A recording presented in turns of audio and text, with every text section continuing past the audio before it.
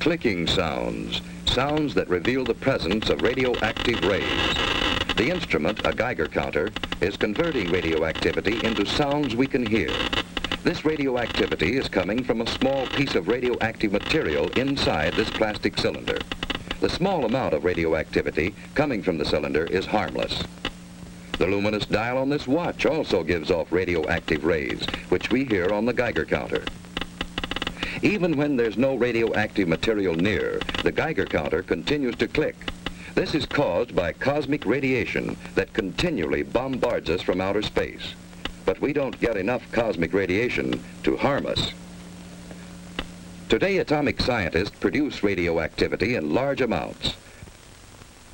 Radioactivity and radioactive materials have many peacetime uses. But we know, too, that they can be used harmfully, as in atomic bombs. The chance of your being hurt by an atomic bomb is slight. But since there is a chance, you must know how to protect yourself. To protect yourself, you have to know what the bomb does. Besides blast, there's radioactivity and heat. Can we protect ourselves from these? These children are protected. Concrete walls help stop radioactivity. Any wall stops the heat. The heat scorches the house, but does not harm the children. Any solid gives some protection. The thicker it is, the better. We have the national defenses to intercept an enemy, and we all form a team to help each other through emergencies. You are on that team. So is your family, each member of it.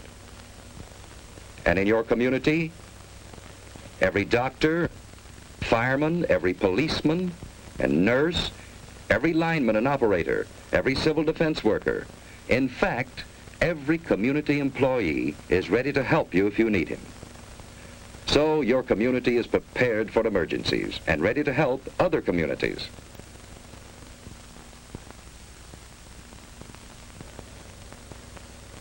We have state and national headquarters for civil defense. And your city has a civil defense corps. We have a warning system and a system of defense. Yes, we have the equipment and the people for an effective team. But, like any team, it can win only when everyone knows his job and does it well. What is your job?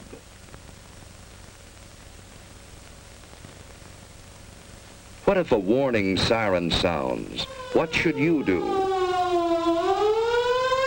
Look for cover, the nearest cover. Don't try to make it home unless home is the nearest place to go. Don't hesitate. Find cover.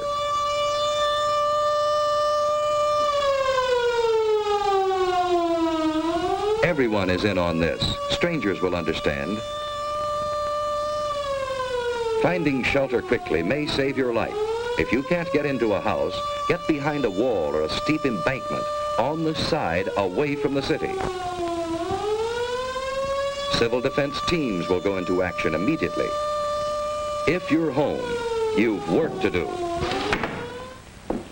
Hi, Susie. Everything's fine upstairs. How you doing here? Okay, I guess. That's good. We repeat, cover windows to protect against the possibility of broken glass, heat, and radioactivity. Turn off fires. If you are home and are not assigned to civil defense duties, go to your prepared shelter. Those who are in shopping centers, go to prepared Well, shelters fire in the kitchen's immediately. out. Now we'll go down the In basement. this practice alert, we are assuming that the attack will come on the waterfront area. See, it's just practice. All this rushing around for nothing. Now, there's just where you're wrong. We need this practice. Now, come on, let's do our job. That's good thinking. We all need practice. Here's a clean, well-prepared shelter in the basement. Ted and Sue have a battery radio, and they have soda ash and stirrup pump fire extinguishers.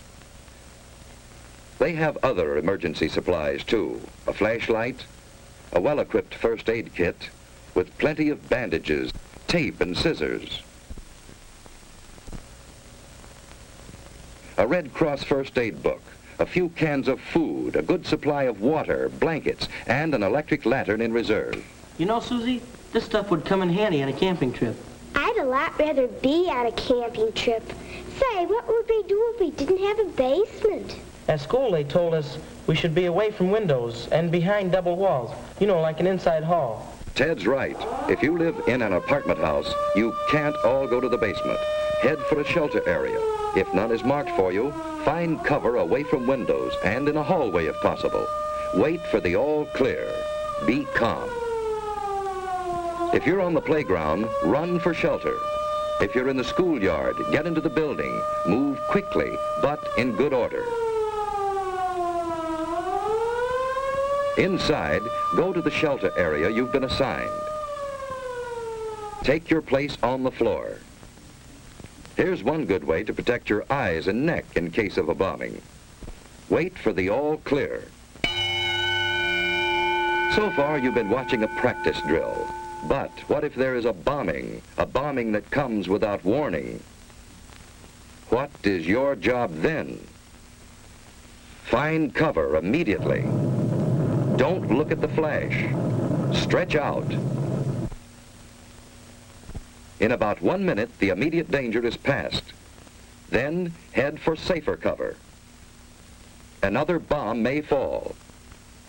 Get indoors if you can. Shed your outer garments. They may have radioactive particles on them. If you're home, take shelter and stay down for about 1 minute. By then, the danger from radioactivity, heat, and blast have passed. Protect your eyes and neck. Let's get things shut up. Sue found shelter under her bed.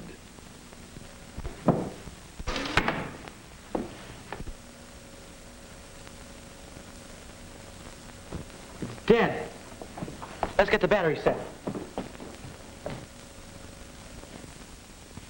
When the house current is off, that battery radio is essential. Keep tuned in.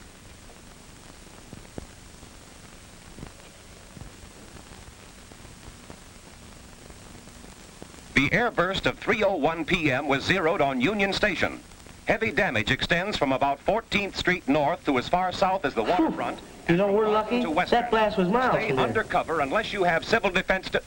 I've just been handed a bulletin. There's been an underwater burst at the waterfront. Water thrown up by the bomb is falling as mist and rain, and it is radioactive. Avoid this radioactive mist and What rain. does he mean which the by wind is blowing south from the river. radioactive mist? All According to what Dad said, the radioactivity gets into the mist and rain. And if the mist or rain gets on you, it's apt to make you very sick. What would you do about it? I'd scrub thoroughly with a detergent and water. What's a detergent? It's something like Mom uses when she washes dishes and clothes. Don't drink tap water. It may be contaminated. Ted and Sue are waiting for the all clear.